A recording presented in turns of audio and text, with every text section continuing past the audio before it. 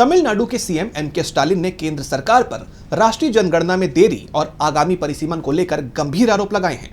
उन्होंने इसे दक्षिणी राज्यों की राजनीतिक ताकत कमजोर करने की खतरनाक साजिश करार दिया है। स्टालिन का दावा है कि 2027 की जनगणना के आधार पर परिसीमन से दक्षिण भारत की लोकसभा सीटें घटेंगी, जिससे उत्तर भारत को फायदा होगा।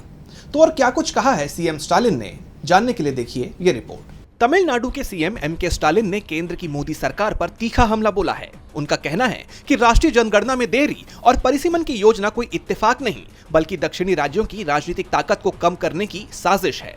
स्टालिन ने इसे खतरनाक साजिश बताया और कहा कि केंद्र सरकार 1971 की जनगणना के आधार पर परिसीमन नहीं करेगी, बल्कि 2027 की जनगणना को आधार बनाएगी। इससे तमिलनाडु जैसे दक्षिणी राज्यों की लोकसभा सीटें कम हो सकती हैं, जबकि उत्तर भारत की सीटें बढ़ जाएंगी। स्टालिन का आरोप है कि बीजेपी इस बदलाव से संसद में अपनी पकड़ मजबूत करना चाहती है। उन्होंने कहा कि दक्षिणी राज्य जो जनसंख्या नियंत्रण में बेहतर प्रदर्शन कर रहे हैं, इस नीति से नुकसान में रहेंगे। उनके मुताबिक यह कदम दक्षिण भारत की राजनीतिक भागीदारी को कमजोर करेगा और केंद्र में बीजेपी को फायदा पहुंचाएगा। स्टालिन ने इसे लोकतंत्र के लिए खतरा बताया और कहा कि यह क्षेत्रीय असंतुलन को बढ़ावा देगा।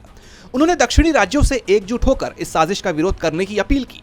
स्टालिन ने यह भी कहा कि उनकी पार्टी डीएमके इस मुद्दे को जोर शोर से उठाएगी और केंद्र सरकार के खिलाफ आवाज बुलंद करेगी। डीबी लाइव साउथ की रिपोर्ट।